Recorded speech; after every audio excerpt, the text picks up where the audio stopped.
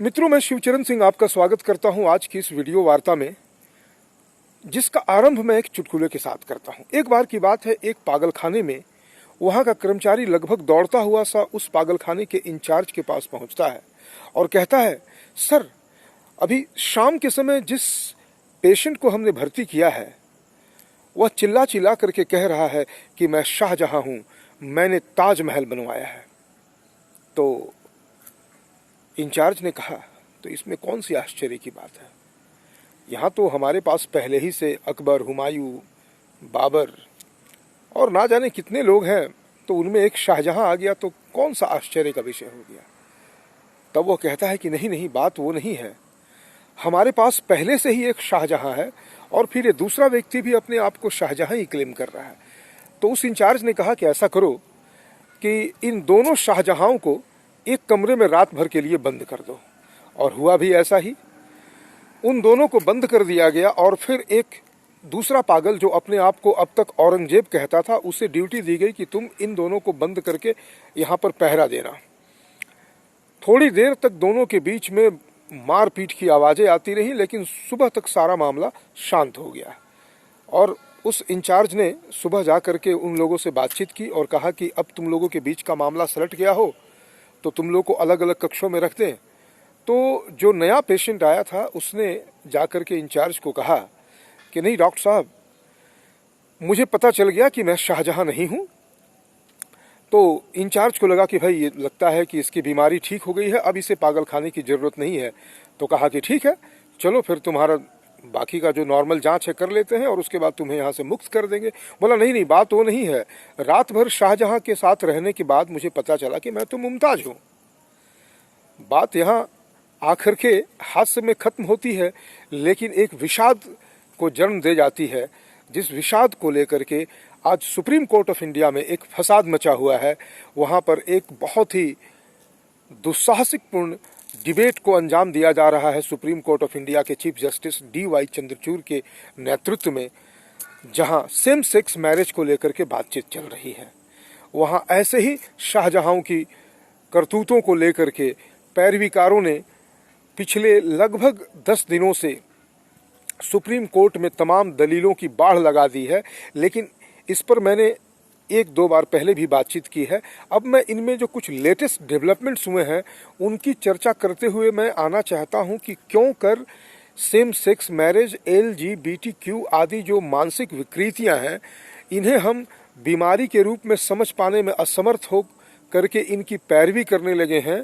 कि इन्हें सामाजिक मान्यता मिले, वो भी किस तरह से कि भाई यदि वे किसी भी अप्राकृतिक मनोविकार से उत्पन्न किसी बीमारी को फंडामेंटल राइट्स कह करके उसे कॉन्स्टिट्यूशनल प्रोटेक्शन चाहते हैं तो वो कैसे गलत है, पहले हम उसको समझेंगे। लेकिन अभी जो 2-3 डेवलपमेंट्स हुए हैं बहुत ही इंटरेस्टिंग हैं। सबसे इंटरेस्टिंग बात यह है कि bar council of India supported by the state bar councils ने सुप्रीम कोर्ट में चल रहे इस बहस को एक तरह से कह लें कि इसका विरोध करते हुए चीफ जस्टिस ऑफ इंडिया को एडवाइस किया है कि आप इस तरह के मैटर को अपने हाथों में ना लें, क्योंकि कानून बनाना हमारे यानी कि जुडिशरी का कोई काम नहीं है।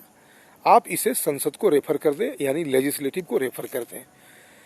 इसके विरोध में सुप्रीम कोर्ट बार एसोसिएशन ने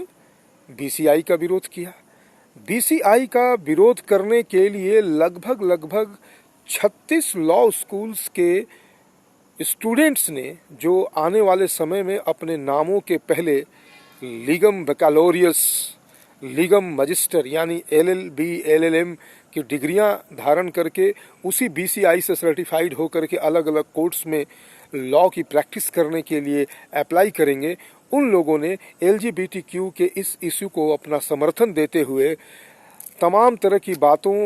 से यह साबित करने का प्रयास किया कि BCI को तो अभी इतिहास, संस्कृति और सभ्यता की बच्चों वाली भी समझ नहीं है। और विशेष करके उन्होंने एक टर्म यूज किया कि BCI, उन्होंने, मैं एग्जैक्ट वर्ड उसका अभी कोट इसलिए नहीं कर रहा हूं कि मेरे सामने वो पत्र नहीं है, उसमें लिखा है कि you are reading Indian history, culture and civilisation. कैसे कर रहे हैं? You are doing a colonial reading of Indian history, Indian civilisation and Indian culture. और आपको पता नहीं है कि there is a diverse range of evidence supporting the same sex marriage since ancient times. इस तरह के दलील दे करके वे कह रहे हैं कि बीसीआई का ये जो प्रयास है जो सुप्रीम कोर्ट में चल रहा है उसे रोकने का, वो गलत है, क्योंकि बीसीआई इतिहास का अध्येता नहीं है, इतिहास के विषय में उसे जानकारी नहीं है। तो मैं सबसे पहले ये जो 36 लॉ स्कूल्स के बच्चों के द्वारा ये जो बचकानी हरकत की जा रही है, ऐसे तो बच्चे जब कोई गलत हरकत करते हैं, जैसे मान लेते हैं कि कोई बच्चा जहर की शीशी को ले करके और खुश हो रहा हो कि ये मेरा खिलौना है, उसे हाथों से खेलते खेलते ना जाने कब अनजाने में मुंह में लगा ले, तो ऐसे भयंकर परिस्थिति से बचने के लिए उसका शुभचिंतक, अनुभवी और जानकार व्यक्ति उससे उस शीशी से अलग करना चाहेगा। जैसे एक धारदार हथियार या किसी पिस्टल से खेलने वाले बच्चे को उसका शुभचिंतक, जानकार और अनुभवी व्यक्ति उससे या तो प्यार से या फिर शक्ति से उसे अलग करना चाहे, क्योंकि उसे अनुभव है, उसे जानकारी है। ठीक उसी प्रकार से जो आज बडिंग लॉयर्स हैं, जो अपने नामों के आगे जिस तरह से वे एक्यूज कर रहे हैं कि कॉलोनियल रीडिंग कर रहे हो, उसी कॉलोनियल सेटअप के द्वारा बनाई गई जो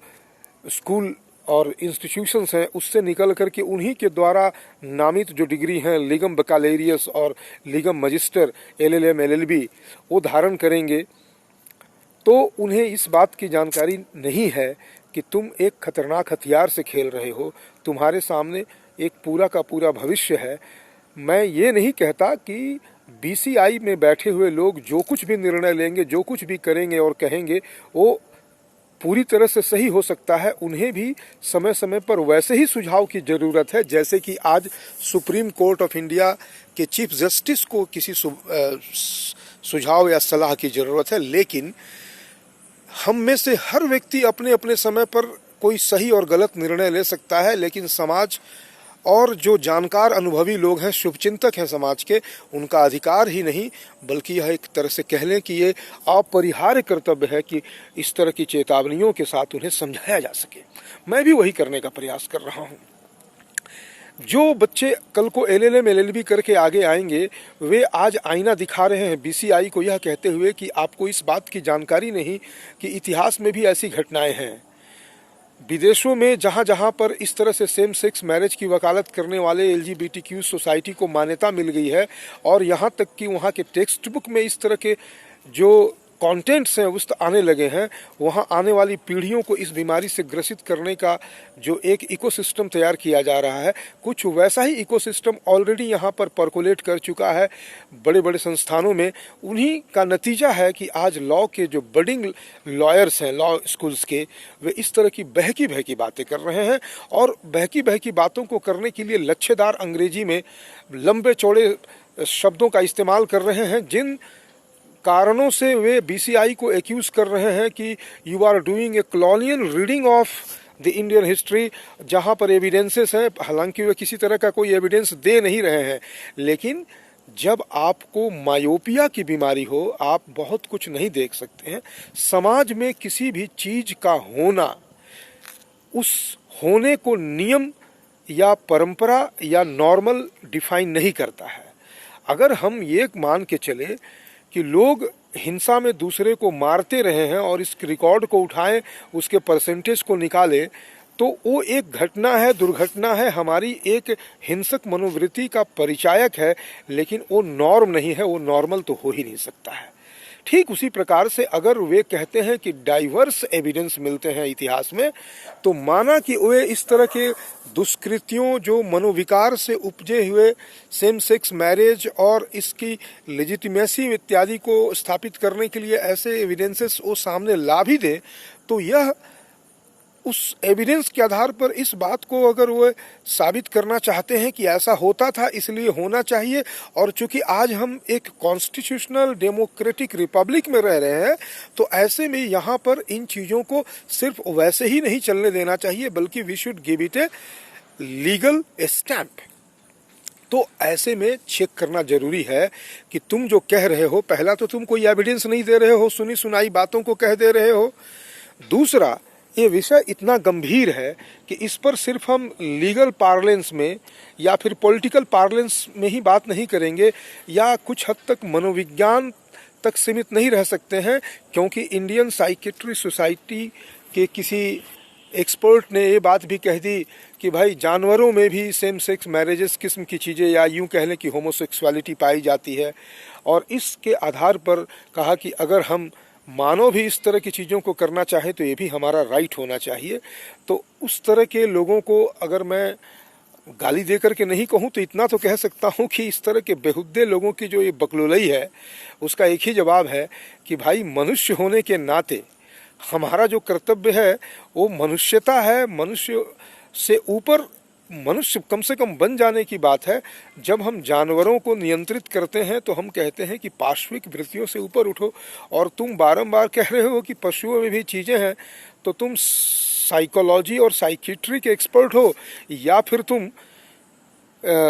जिसे हम कह सकते हैं कि विषय वासनाओं के एक्सपर्ट हो, जो कि भाई जानवरों में कैसे कैसे क्या क्या चीज़ें होती हैं, अगर वे सारी चीज़ें वैसे होती हैं तो उनको फिर मनुष्य भी अपने फंडामेंटल राइट्स के तहत कंटिन्यू कर सकता है। तो ऐसे करके हम इन लोगों की बातों को बचकानी मानेंगे। लेकिन जहाँ पर जैसे बीसीआई ने विरोध किया, समाज के हर प्रबुद्ध वर्ग से इस तरह के विरोध के स्वर उठ रहे हैं।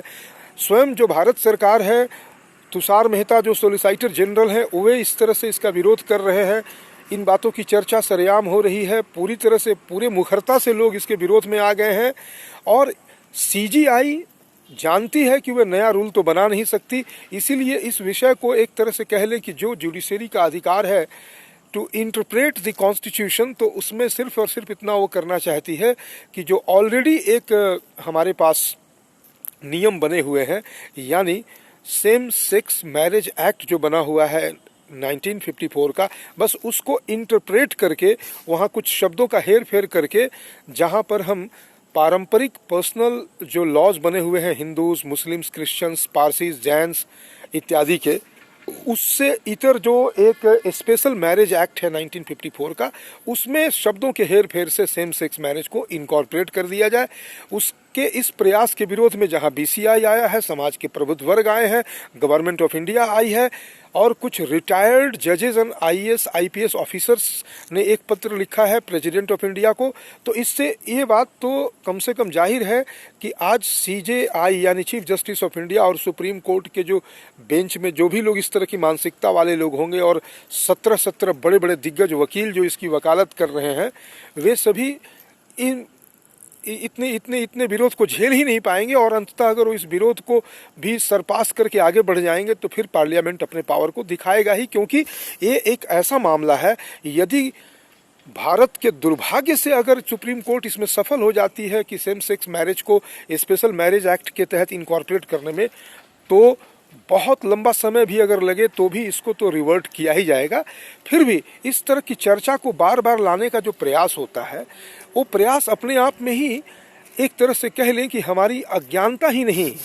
हमारी बचकानी बकलुलई ही नहीं, एक तरह से कह लें कि एक परवर्ट सबवर्ट किस्म के हमारी मानसिकता को दर्शाता है, जहां हम भारतीय समाज में भी रह करके भारतीय मूल्यों को, जीवन मूल्यों को, जो उत्कृष्टतम जीवन मूल्य हैं, उनको समझ पाने में असमर्थ होते हैं। लेकिन इसका एक जो दुष्प्रभाव पड़ता है कि इस तरह के लोग जो अपना एक संगठन बना करके एलजीबीटीक्यू सोसाइटी बना के रहते हैं,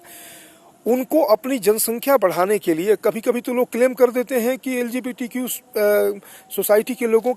की संख्या जो है लगभग 7% ऑफ द पॉपुलेशन है। 7% का मतलब लगभग 10 करोड़, 7-8 करोड़ तो कम से कम हो ही जाता है।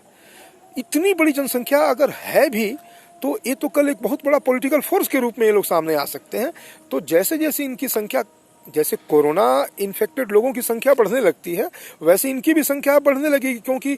देखिए, मनोरोग तो ऐसा है ना कि अगर मनोरोग को समय पे चिकित्सा ना मिले तो बड़ा हो करके अगर उसे, हम कहते हैं कि चोर को अगर पता चल जाए कि हमारे आसपास बहुत सारे अन्य चोर भी हैं, तो उसे एक अपना सोसाइटी मिल जाता है, तो फिर अपने गलत चीज़ों को भी जस्टिफाई करने के लिए संगठन का रूप ले लेते हैं।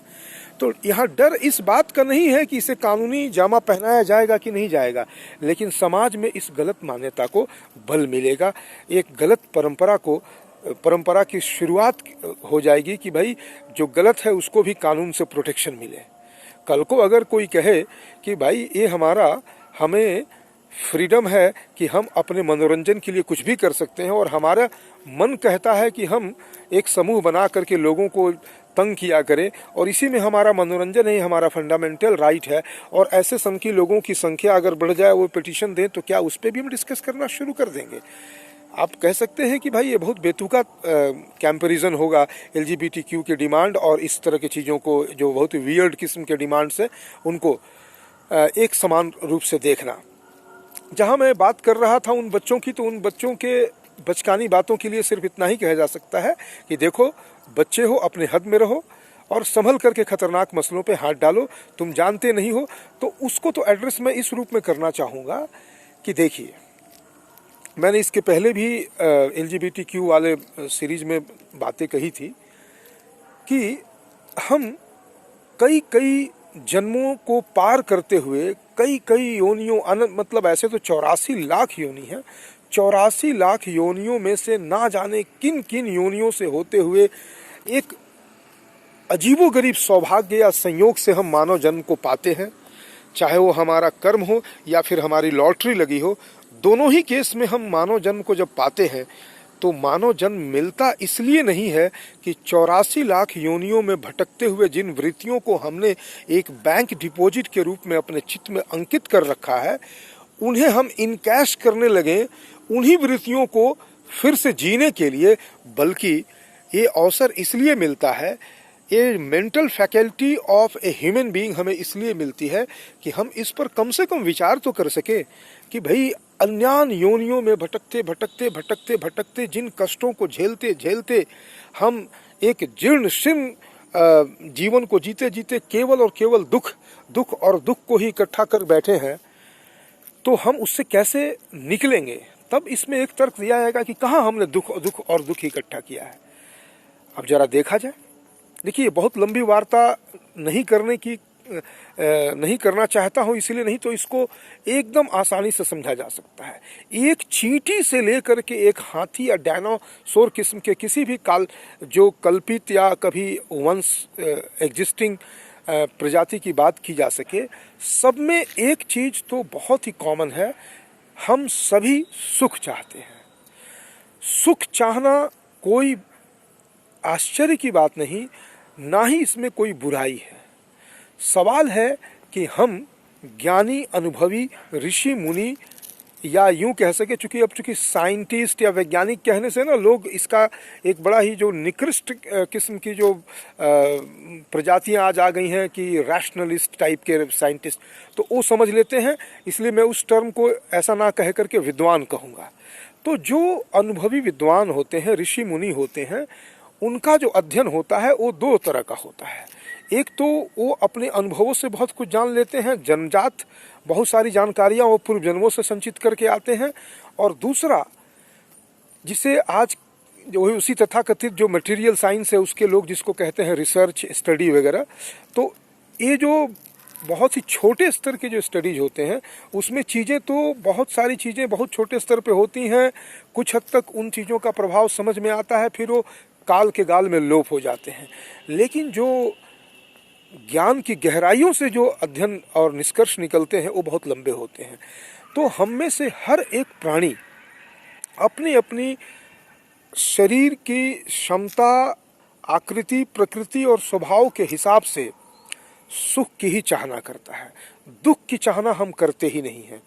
अब सवाल ये है कि जब कोई दुख चाहता नहीं, हर व्यक्ति सुख ही चाहता है, तो फिर दुनिया में इतनी मर्यादाएं, इतने अनुशासन की बात हम क्यों करते हैं?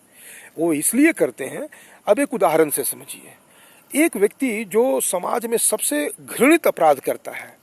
बलात्कार करता है, चोरी करता है, हत्या करता है, दूसरे के धन को अपने अपहरण कर लेता है, दूसरे की संपत्ति, जैसे इस्लाम नामक जो एक गंदी परिपाटी है वो लूटपाट को लीगलाइज कर चुकी है अपने कुरान के माध्यम से, और कहती है कि लूटपाट के माध्यम से जो भी मिले संपत्ति, लड़कियां, बच्चे, परिवार के लोग, उन्हें आपस में बांट लो। उसने एक पूरा नाम दे रखा है, एक उसमें कुरान की एक पूरी की पूरी सूरा है अल अनफाल, जिसे में उसे माले गनीमत कहा गया। तो हम कह रहे हैं कि जिन लोगों ने भी इस तरह की निकृष्ट परिपाटियां भी शुरू की, वे भी चाहते क्या थे? सुख। एक हत्या करने वाला अगर अपने किसी दुश्मन को यह कहकर के मारता है कि मुझे मारने में मजा आ रहा है, वो भी सुख चाहता है। चोरी करने वाला चोरी इसलिए करता है कि उसको चोरी करके उसे सुख की प्राप्ति होती है। बलात्कार करने वाला तो एकदम उसी इंस्टेंट प्लेजर के लिए ही वो काम करता है। तो फिर ये चीज़ें गलत कैसे हो जाती हैं? हालांकि हम इस्लाम के उस कुरान वाले को सामाजिक रूप से, सार्वजनिक रूप से आपने नहीं सुना होगा कि उसको कंडेम करेंगे। कहने का मतलब आज कम से कम इंडियन सोसाइटी में क्या, अमेरिका में, इंग्लैंड में भी कुरान को कोई ओपनली कंडेम नहीं करता है। हाँ, स्कॉलर्स करते हैं, जानकार करते हैं, हमारे आपके जैसे लोग इसको करते हैं। लेकिन ओपन सोसाइटी में, मेन स्ट्रीम मीडिया में कोई पूरे के पूरे कुरान को उठा के पटक दे सिर्फ इसलिए कि तुम्हारे अंदर इस तरह की बातें ही तो भरी हैं, कूड़े करकट, हिंसा और क्रूरता। लेकिन हम कह रहे हैं, इसको मैं उस तर्क पे इसलिए ला रहा था कि हम में से हर व्यक्ति जब सुख चाहता है, लेकिन सुख किन किन माध्यमों से मिलता है और किन किन माध्यमों से लेना चाहिए और किन किन माध्यमों से लेने से क्या क्या परिणाम आते हैं, जब हम परिणाम की चर्चा करते हैं तब जाकर के हमें समझ में आता है कि नहीं, ये तरीका सही नहीं है। यदि किसी की हत्या करके उसकी संपत्ति का अपहरण करके उसे माले गनीमत समझ करके अगर तुम सुख प्राप्ति करोगे, तो ये आने वाले समय में तुम्हारे लिए एकदम निस्संदेह रूप से दुख का कारण बनेगा। मानव जीवन से वंचित होने के बाद फिर से 84 लाख योनियों में भूत प्रेत और कीट पतंग, मछली, गधे, घोड़े, इस किस्म के योनियों से भटकते भटकते दुखी होते होते ना जाने फिर कब लाखों लाखों वर्षों में भी यह मानव जन्म का एक संयोग मिले या ना मिले। इस तरह से करके एक परिणाम बताता है कि नहीं, ये गलत है। गलत यह नहीं है कि हम सुख चाहते हैं, गलत है कि हम सुख कैसे चाहते हैं। बलात्कार करने वाला अगर वो इंस्टेंट प्लेजर को प्राप्त करता है तो एक ट्रायल के बाद जब एक साथ 4-5 लोगों को फांसी लग जाती है तो पूरी दुनिया को समझ में आ जाता है कि नहीं नहीं नहीं नहीं, उसमें सुख तो था, लेकिन उस सुख का परिणाम उसको जीवन से हाथ धोना पड़ा। भूत प्रेत की योनियों में भटकते हुए फिर वो 84 में गुजरेगा। ऐसे में परिणाम से हम समझ लेते हैं कि ये गलत है। ठीक उसी प्रकार से, अब चूंकि ये विषय मेरा इन चीज़ों पर नहीं था, LGBTQ में आते हैं। वे कहते हैं कि यदि हम मेल मेल में अट्रैक्ट हो रहा है, फीमेल फीमेल में अट्रैक्ट हो रहा है, और फिर ना जाने इन्होंने जेंडर को कितने लंबे, उस पर तो खैर जाना ही नहीं चाहिए, क्योंकि जब कोई बीमारी है तो बीमारी को आप, जैसे कैसे कोरोना आया तो भाई देखो कोरोना का ये अल्फा है, गामा है, बीटा है, थीटा है, लेमडा है, लमरेडा है, पपरेडा है, ऐसे करके उसके वेरिएंट, तो वो जेंडर की सारे वेरिएंट हो सकते हैं।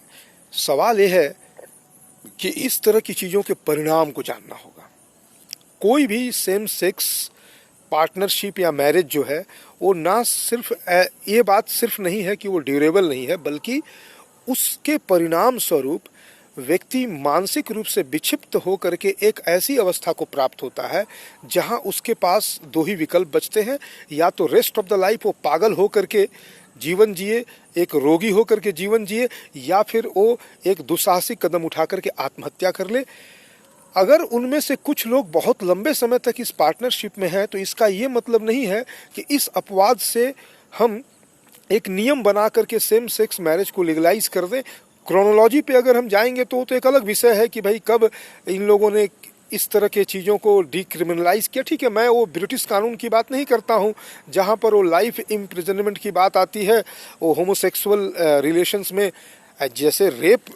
पनिशेबल है, वैसे जो गलत कार्य हैं जहाँ पर जोर जबरदस्ती और बलात्कार की बातें आती हैं, जिसको आप कह सकते हैं कि सेक्सुअल एक्सप्लॉइटेशन की बात आती है, वो तो पनिशेबल है, that is understood.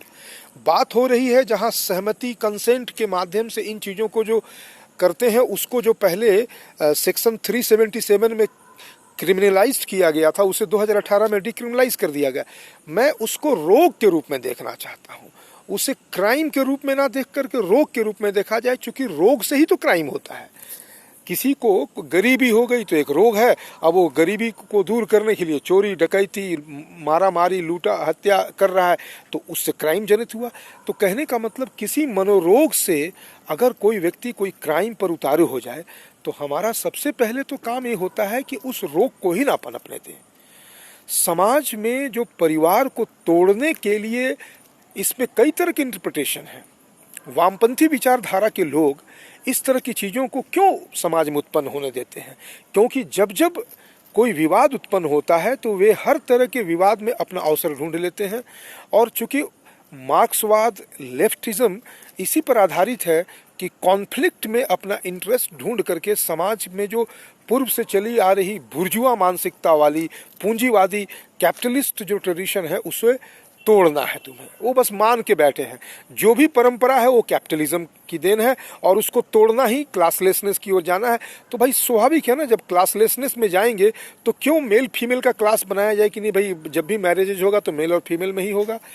Mail mail में भी हो सकता है, फीमेल फीमेल में। ये पूरी तरह से चारवाक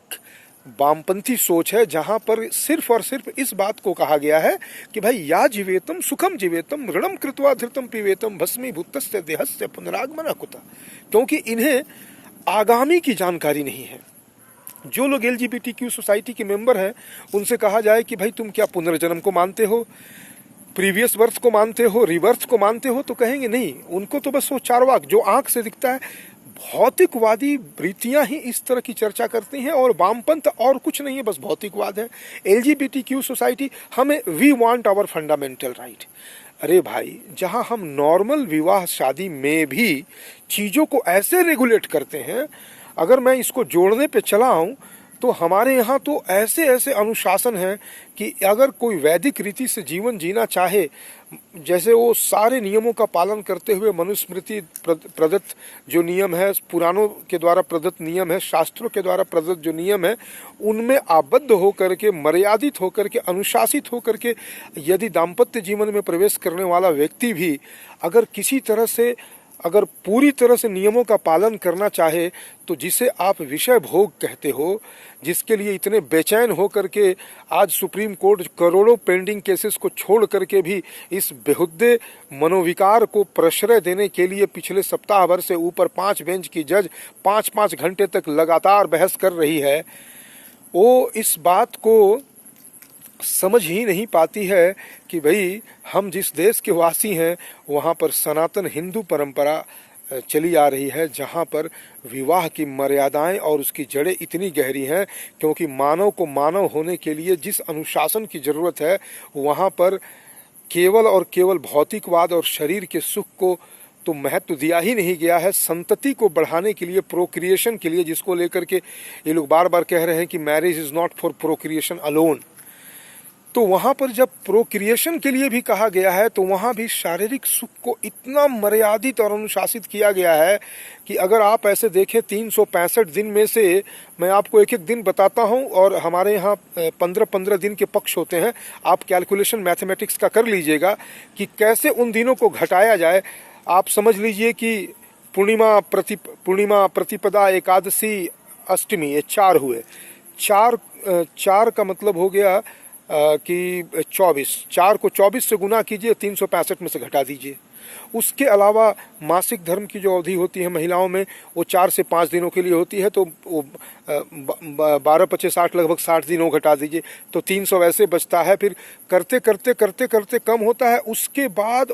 और कितने कितने चीज़ें बच जाते हैं उसमें। फिर अपनी मानसिक स्थिति अगर देखा जाए तो प्रति माह एक कह सकते हैं कि वैदिक रीति से विवाहित व्यक्ति यदि हिंदू सनातन धर्म के नियमों के तहत अगर वो अपने सुख प्राप्ति के लिए अग्रसर होता भी है तो उससे पूरे वर्ष में संभव है कि हर महीने 2 से 4 दिन ही ऐसे उपलब्ध होंगे, दो बड़ी मुश्किल से उपलब्ध होंगे। अगर वो निंदित और लज्जित होने वाली चीज़ों को अगर इग्नोर भी करेगा तो भी उसको सामान्य रूप से 4 या 5 दिन से अधिक उपलब्ध नहीं होते हैं। वहाँ आप जैसा है, जो मर्जी, जैसे चलना है करो, या जीवेतम सुखम जीवेतम। उसके बाद आगे,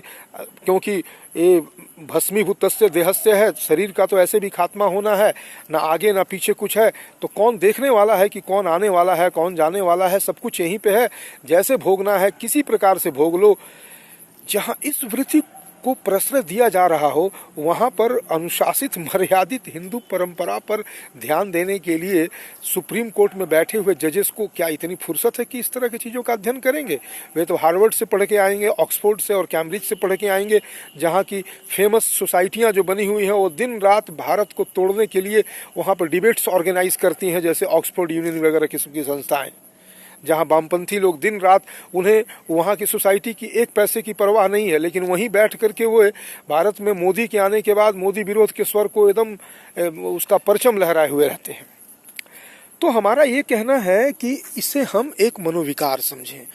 ये लोग आखिर LGBTQ सोसाइटी के लोग चाहते क्या हैं कि उनके मन में एक फीलिंग आ जाता है कि हमें सुख चाहिए। तो जहां मैं ये बता रहा था कि वैदिक रीति से अगर हम किसी परिपाटी में आगे बढ़ते हैं, वहां भी सुख का स्कोप जो है वो मर्यादित होते हुए भी लिमिटेड है, उसे रेगुलेट किया जाता है और फिर बाकी उसमें भी अतिशयोक्ति और अतिशयता को निंदित और लज्जित करने वाला माना गया है। तो और उसके बाद एक सीमा के बाद तो शरीर ऐसे ही या तो रोगग्रस्त हो जाता है या वृद्ध हो जाता है, फिर हम चिंताओं में और भविष्य के जो कर्तव्यों के पालन में लग जाते हैं, तो ऐसे भी हमें फुर्सत नहीं रहती है। वहां अगर LGBTQ के लोग सेम सेक्स मैरिज की बात करते हैं तो उनका उद्देश्य क्या होता है? हम कार्नल डिजायर्स, अपने शारीरिक सुखों के लिए हम एक साथ रहना चाहते हैं और साथ साथ हमें एक लीगल स्टैंप इसलिए मिल जाए कि हम बाकी समाज के लोग जो बेनिफिट लेते हैं शादी विवाह के बाद, वो बेनिफिट भी हमको मिलता रहे। और ऐसे में सिर्फ और सिर्फ कॉन्स्टिट्यूशनल फंडामेंटल राइट्स को गारंटी करने वाला, इंटरप्रेट करने वाला जो सुप्रीम कोर्ट है, उनकी बातों को सुनता है और एक जो जिसे हम कहते हैं ट्रेडिशनल विजडम, पारंपरिक जो हमारा विवेक है, बुद्धि है, उसको इग्नोर कर देता है।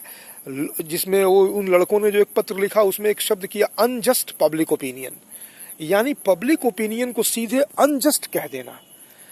तो हमें लगता है कि हमें थोड़ा इस चीज की समझ जो आज के प्रबुद्ध समाज के लोग हैं उन्हें नहीं है, लेकिन इसका ये मतलब नहीं है कि बाकी लोग इसको समझाने का उन्हें प्रयास नहीं करते। हमारे जैसे लोग कर रहे हैं, retired IAS officers, IPS officers, जजेज, उन लोगों ने प्रेसिडेंट को लेटर लिखा है कि इस तरह के अस्वस्थकर, अहितकर, अकल्याणकारी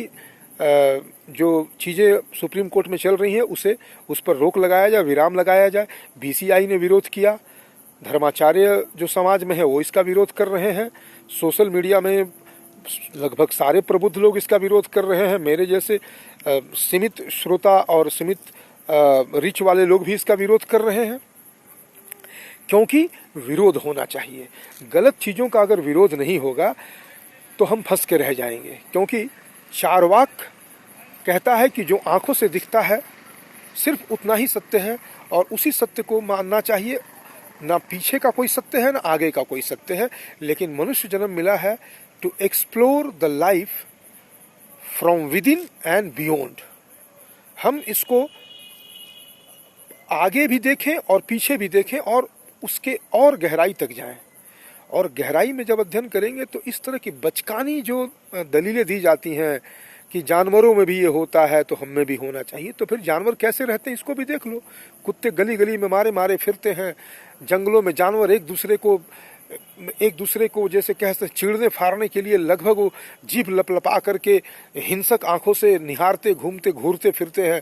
क्या हम मनुष्य होकर के भी ऐसा ही चाहेंगे? यद्यपि हम में भी इस तरह की वृत्तियां प्रबल हैं, लेकिन हमने अपने समाज को रेगुलेट किया कि नहीं? हमने अपने समाज को अनुशासित किया कि नहीं? हमने मर्यादाओं का पालन किया कि नहीं? जिस कॉन्स्टिट्यूशन की दुहाई देकर के फंडामेंटल राइट्स की डिमांड किए जा रहे हैं, क्या हमने ऐसे नियमों को समाज में इसलिए नहीं बनाया कि हमारे अंदर जो पाश्विक वृत्तियां हैं उन्हें हम नियंत्रित कर सकें? क्या कानून इसलिए नहीं है कि हमारे अंदर से उठने वाली जो हिंसक वृत्तियां हैं उनके ऊपर एक अंकुश रहे, जिससे कि हम जो मन में आए वो ना कर सके? तो ऐसे में फिर से पाश्विक चीजों का उदाहरण दे करके, मतलब कन्वीनियंस होगा तो पाश्विक चीजों का उदाहरण दोगे कि देयर आर एविडेंस और diverse evidence of same sex marriage in the animal world, तो what is wrong when we continue with the same? जरूरत पड़ी तो उनका उदाहरण अपने कुवृत्तियों को जस्टिफाई करने के लिए ले लोगे, और जहां पर कानून की बात आएगी तो तुम कहोगे कि उन्होंने this is an animal kingdom, यहाँ पर वो जंगल राज। अच्छा, जहां जरूरत पड़ेगी तो जंगल राज, और जहां अपने सुखों की बात आएगी तो उसी जंगल राज का उदाहरण भी ले लोगे। इन तमाम बातों को, मैं इस बात को भली भांति जान रहा हूँ। देखिए, कुछ भी असंभव भी नहीं है। हो सकता है कि सुप्रीम कोर्ट अगर अपने ईगो पे आ जाए तो कल को कहे कि नहीं भाई ठीक है, we are going to incorporate same sex marriage under the special marriage act of 1954, और उसके बाद फिर वो चलिए, फिर लंबी लड़ाई चलेगी, फिर पार्लियामेंट उसको एनल करेगी और फिर लाएगी, या फिर कोई बेहुदे किस्म के लोग रहेंगे तो बोलेंगे छोड़ो भाई, इनका भी वोट ले लो। हालांकि इस तरह से डेमोक्रेसी में बहुत कुछ संभव है, लेकिन हमारा सिर्फ और सिर्फ इतना कहना है कि चाहे जो कुछ भी संभव हो, चाहे जैसा भी कुछ संभव हो, बीमारी को बीमारी ना समझना ही हमारी नासमझ है। आज सुप्रीम कोर्ट अपनी नासमझता दिखा रही है, कल को अगर पार्लियामेंट में गलत किस्म के लोग आ जाएंगे तो फिर वहाँ पर कोई सोलिसिटर जनरल नहीं होगा जो इसका विरोध करेगा। हो सकता है कि फिर कोई आदमी अपना फ्रेश कोई एप्लीकेशन लगा करके इसके विरोध में खड़ा होने का प्रयास करे, या फिर लड़ाई लड़ते रह जाए। लेकिन जैसे आप देख लें कि religious places of religious worship act जो है, वर्शिप एक्ट 1992 जो है अभी एग्जिस्ट कर रहा है, वक्फ बोर्ड का कर रहा है, माइनॉरिटीज स्टेटस वाली चीज़ें कर रही हैं, हमारे संविधान में सेकुलरिज्म शब्द एग्जिस्ट कर रहा है। ठीक है, ये सारी चीज़ें हम छोटे जीवन में हम इसको बहुत चूँकि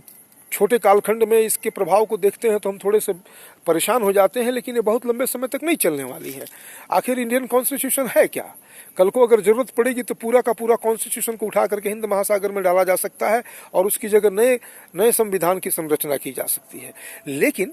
जब तक है, हम कह रहे हैं कि ये पुलिस सिस्टम है, आईपीसी, ये सीआरपीसी, ये तमाम जो चीज़ें हैं वो माना कि सारे की सारी चीज़ें कॉलोनियल हैं, गलत हैं, लेकिन है तो अभी तक हमें हटाया तो नहीं है, लेकिन जब तक है तब तक वो समाज को परेशान करेंगे। लेकिन हमारे इनका विरोध और इनके विरोध में स्वर को उठाना इसलिए भी जरूरी है क्योंकि विरोध के स्वर उठेंगे तभी तो आज नहीं तो कल हटेंगे, और इसी कारण से मैं इसका विरोध कर रहा हूँ। इसे हम रोग समझें, क्योंकि देखिए, स्टडी केवल वही नहीं होता जो सीमित कालखंड का होता है, जो दिखता है, यानी जो मटेरियल आइज से दिखे सिर्फ वही स्टडी नहीं है। कुछ स्टडीज जो होते हैं वो अनुभवों के आधार पर शास्त्रों में निहित होते हैं। जैसे हमारे पुराणों में, हमारी स्मृतियों में, विशेष करके मनुस्मृति में विवाह को 8 श्रेणियों में जहां बांटा गया, उसमें 6 विवाहों को तो स्वस्थकर बताया गया, सबसे ऊपर में जो आज हम वैदिक रीति से विवाह करते हैं उसे रखा गया। लेकिन अंत के 2 विवाह जिसे राक्षसी और पैशासिक विवाह कहे गए हैं, उन्हें निंदित और निकृष्ट माना गया। लेकिन उनमें से कहीं भी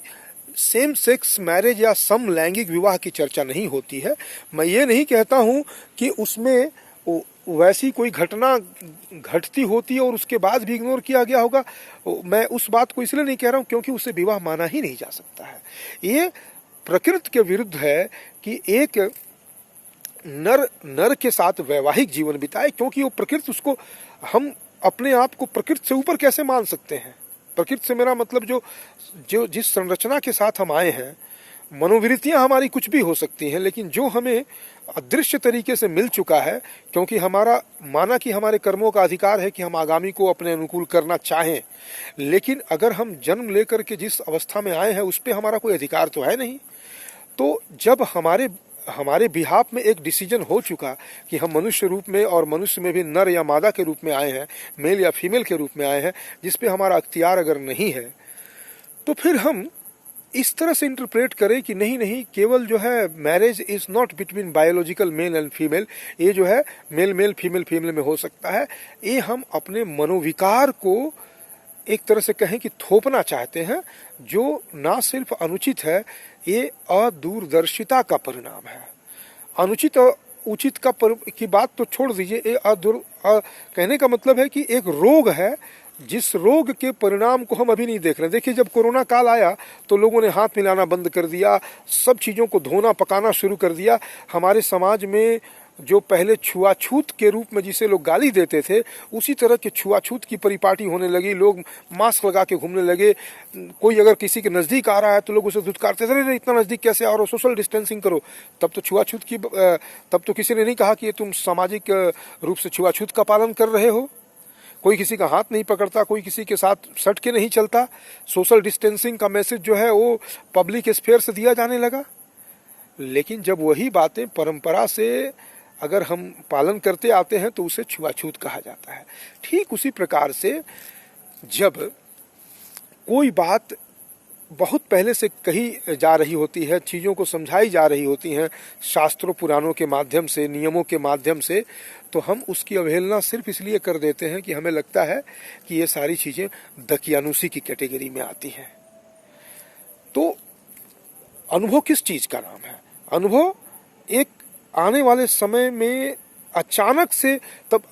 कल को कोरोना काल में पूरी दुनिया में भारत का डंका क्यों बजने लगा था कि जो चीज़ आज पूरी दुनिया कह रही है भारत तो वो हमेशा से कहता आया है। ठीक उसी प्रकार से जो गलत है, हमारी मनोवृत्तियों में उठने वाले जो विकार हैं वे हमसे कुछ ऐसी सोच की ओर हमें ले जाते हैं। हालांकि मैं इसके और गहराई में हम जाएंगे तो बहुत तरह की चीज़ें आ सकती हैं, लेकिन वो चूंकि अदृश्य है, वो दिखती नहीं है, तो हम उस पर नहीं जाएंगे। लेकिन इसे इतना तो माना ही जा सकता है कि एक मनोविकार है। मनोविकार का हमें अंग्रेजी में एक कहावत है ना कि निप इट इन द बर्ड, शुरू में इसे दबा दो, नहीं तो बीमारी अगर बढ़ जाती है, अगर कोई भी बीमारी अगर बहुत बृहद और बहुत भयावह रूप ले लेती है तो वो कालांतर में उस व्यक्ति को पूरी तरह से क्लांत कर देती है। इसीलिए सबसे अधिक जरूरी इस बात की है कि हम इसे एक बीमारी, अगर सुप्रीम कोर्ट आज बहस करना ही चाहती है तो मेरा एकमात्र यही कह सकते हैं कि मैं सुप्रीम कोर्ट से कहना चाहूँगा कि तुम इसे एक बीमारी के रूप में डिस्कस करो और संसद को कहो कि ऐसी किसी भी वृत्ति को हमारे स्कूल के स्तर पे, समाज के स्तर पे ऐसी समलैंगिकता के जो वृत्तियां लोगों में उठती है उन्हें सहानुभूतिपूर्ण तरीके से समाज में काउंसलिंग के माध्यम से, अध्ययन अध्यापन के माध्यम से इस तरह के मनोविकारों का अगर कहीं भी प्रकटीकरण हो रहा हो तो उसे पहचाने, उसे नीप इन द बर्ड यानी एकदम शुरू में ही उसे खत्म करने का प्रयास करें, जिससे कि हम स्वस्थ मानव समाज की ओर बढ़े। जो स्वस्थ मानव समाज भारतीय वैदिक सनातन हिंदू परंपरा में बहुत पहले से ही निहित है, जिसमें समय समय पर तमाम अन्य कारणों से एक कहले ग्रहण लगा करता है या धूल गर्द जमा हो जाते हैं, उन्हें झाड़ पोंछ करके फिर से हम स्वस्थ समाज की ओर बढ़े। क्योंकि भारत की पहचान सिर्फ और सिर्फ इसीलिए है कि हमारी पारिवारिक परंपरा, हमारी सांस्कृतिक परंपरा, हमारी सभ्य आर्य परंपरा एक स्वस्थ समाज की नींव देता ही नहीं है, उसी पर टिका हुआ है। इसीलिए आज भी हम जीवित हैं और हम ऐसे जीवित अवस्था में रह करके अब एक स्वस्थ समाज का आदर्श प्रस्तुत करते रहे हैं। और इसी कारण से और अन्य कारणों से भी यहाँ भारत के भीतर से भी और बाहर से भी इसके विरोध में, और विरोध में सिर्फ नहीं षड्यंत्रपूर्ण तरीके से विरोध करके इन चीज़ों को उठाया जाता है, जिससे कि हम कहीं ना कहीं इस चीज़ को छोड़ करके फिर समाज में केवल भौतिकवादी चारवाकीय जीवन पद्धति को अपना ले। हमें इस LGBTQ के क्वेश्चन को, सेम सेक्स मैरिज के क्वेश्चन को उसी रूप में देखना चाहिए। जिस दिन सुप्रीम कोर्ट यह बात कहने लगेगी कि इसे हम लीगल जामा ना पहना करके एक मनोविकार के रूप में देखें, और हम कह रहे हैं कि अपवाद स्वरूप अगर कोई सेम सेक्स पार्टनर के रूप में रहता भी है तो उसमें हम उसे वैसा रहने दें, क्योंकि समय आने पर जब वो बीमार ग्रस्त हो जाएगा, जब वो तमाम मनोविकारों से ग्रस्त हो जाएगा, उसके सामने जब जीवन के उद्देश्य का प्रश्न उठेगा तो घबरा जाएगा कि जीवन को तो उसने एकदम बहुत बुरी तरह से निकृष्ट कार्यों में फंसा करके रख दिया, अब उससे निकल पाना उसके लिए असंभव हो रहा है। वैसे में समाज को उसकी सहायता भी करनी चाहिए, लेकिन कम से कम इसको लीगल जामा पहना करके जॉम्बी की तरह इनकी संख्या को बढ़ाने की दिशा में अगर हम सुप्रीम कोर्ट और समाज अगर इनका साथ देगा तो that will never be in favour of the society, a healthy society which India has always stood for, which we have always been, we shall always be, and we must strive to remain where we had been, and we must strive to dirt the things which have deposited on the on an otherwise clean surface of our society. आज के लिए मैं इतना ही कहूँगा और फिर हम इस वार्ता को, चूँकि ये तो एक ऐसा ऑनगोइंग डिबेट है जो अभी चल भी रहा है और चलता भी रहेगा, तो इस पर हम बात करते रहेंगे। लेकिन आज के लिए मैं सिर्फ इतना ही इसलिए कह के विराम कर रहा हूँ क्योंकि ये विषय इतना विशद है कि अगर हम इसके डेप्थ में जाएंगे तो इस मनोविकार के एक एक परत को जब उकेरेंगे तो इस बीमारी की परतें आएंगी। मैं कोई साइकोलॉजी या साइकियाट्री का एक्सपर्ट नहीं हूँ, लेकिन मैं इन चीज़ों को समझ रहा हूँ और मैं जानता हूँ कि एक बीमारी है और बस बीमारी है। और मैं ये नहीं कहता हूँ कि जो लोग इसके एडवोकेसी में खड़े हैं उनकी समझ कोई हमसे कम होगी। बस इतना है ना कि जब वो एक फ्लो होता है, जब आप बचपन से लेकर के और बूढ़े होने तक आप एक गलत परंपरा के द्वारा पोषित होकर के पढ़ लिख करके आते हैं, तो फिर आपके लिए ये बहुत ही मुश्किल हो जाता है कि उस गंदे नाले से निकल करके एक स्वस्थ, जो ऑलरेडी हमारे यहाँ एक जो स्वच्छ धारा बहती रहती है, उसमें नहा लेने का या उसमें जा करके फिर अपने आप को ठीक कर लेने का जो एक साहस होता है, वो ना करके एक हम दुस्साहस पे ही अड़े रहते हैं कि नहीं, हम जैसे भी है, जहाँ भी हम ठीक है, हम अगर चारवाक को मानते हैं तो चारवाक को ही मानते रहेंगे। ऐसी जिद को ठीक करने का एक उपाय तो यही है कि भाई इसका पुरजोर विरोध हो जो हम कर रहे हैं, और बाकी तो समय आने पर जिस रूप में भी ये समस्या हमारे सामने आएगी उस रूप में हम इसके समाधान के लिए प्रस्तुत रहेंगे। यही हमारा प्रयास भी रहेगा। आज के लिए इतना ही। धन्यवाद मित्रों।